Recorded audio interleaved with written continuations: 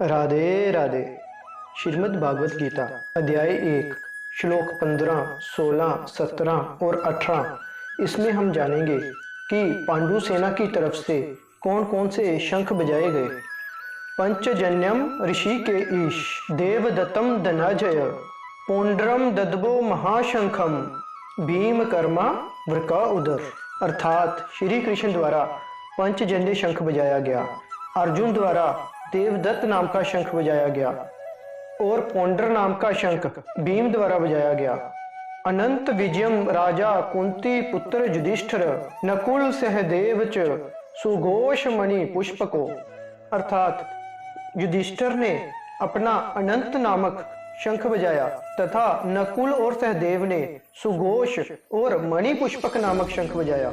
काश्य च पर इशुआसा शिखंडी च महारथ दृष्टद्युम्न विराट सात्यकी च अपराजिता द्रुब्ध द्रौपद्या च सर्वे च पृथ्वीपते सौभद्रा च महाबाहु शंखान ददम पृथक पृथक। अर्थात महान धनुर्धर विराट, सात्यकी, द्रुब्ध द्रौपदी के पुत्र तथा सुभद्रा के पुत्र अभिमन्यु आदि सब ने अपने अलग अलग शंख बजाए। महाभारत का युद्ध ऐसा था जिसमें हर बड़े से बड़ा योद्धा भाग लेना चाहता था। ऐसे मौके को कोई भी योद्धा छोड़ना नहीं चाहता था। हमारे लिए सोचने वाली बात तो ये है कि सच्चा योद्धा तो वो होता है जो हर परिस्थिति में किसी भी प्रकार के युद्ध के लिए हमेशा तैयार रहे। युद्ध को चाहे आप जीवन माने, चुनौती माने, चाहे जो भी माने, लेकिन हमेशा उसके लिए तैयार रहे। इसीलिए हर योद्धा शंख बजा बजाकर अपने उपस्थित होने का आभास करवा रहा है। इसी प्रकार हमें भी समाज में अपनी उपस्थिति का समय समय पर आभास कराते रहना चाहिए। हमेशा ही अपने मन में रक्षा की भावना रखनी चाहिए। हमेशा ही दूसरों की सहायता के लिए तैयार रहना चाहिए। हर व्यक्ति की एक सामाजिकता होती है, चाहे देवी देवता हो या राक्षस असुर। कोई भी सामाजिकता के प्रति इस मर्यादा से अछूता नहीं रह सकता। अब जानने की बात यह है कि सच्ची सामाजिकता क्या है। यह प्रश्न हर युग में, हर काल में उठता रहा है। किसी ने समाज के लिए क्या किया, समाज ने किसी को क्या दिया, इस सामाजिकता के प्रश्न से तो भोले बाबा भी बच नहीं पाए थे। किसी के भी सामाजिक होने का आंकलन समाज के प्रति उसके लगाव के स्तर पर निर्भर करता है। जिस समाज में हम रहते हैं उस समाज के वातावरण से हमें ज्ञान, शिक्षा, स्वास्थ्य आदि बहुत चीजें ग्रहण करने को मिलती हैं और बदले में हम अपने कर्म और गुणों से समाज को लाभ या हानि पहुंचाते हैं।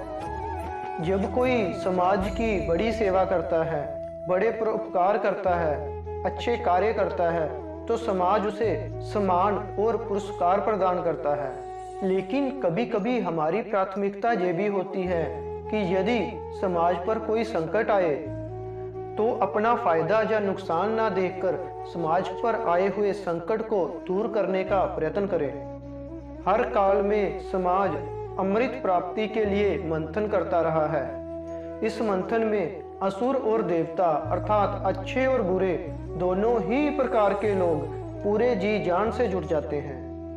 मंथन तो हमेशा अमृत की आशा से ही किया जाता है, लेकिन अमृत के साथ उसमें विभिन्न प्रकार के रत्न भी निकलते हैं और निकलता है अनचाहा कालकूट विष। रत्नों और अमृत को पाने का दावा तो हर पक्ष करता है, लेकिन महाविष को पाने के लिए कोई सामने नहीं आता। और ऐसे समय में जो सामने आता है वही महादेव कहलाता है।